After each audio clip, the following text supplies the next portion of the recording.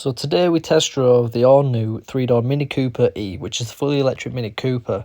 Now, to say I'm a massive petrol head myself, I did really enjoy being in this car, and it also makes some really cool futuristic engine type sounds, like exhaust sound kinda. So yeah, listen to this, it's very cool.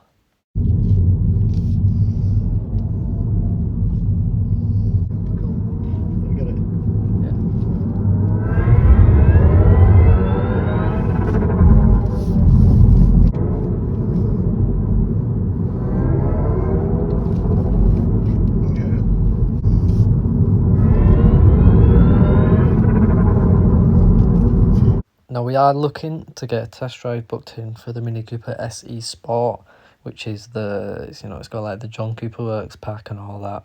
We're looking to get a test drive in that very soon, so there will be a video on that car if we ever do get this test drive.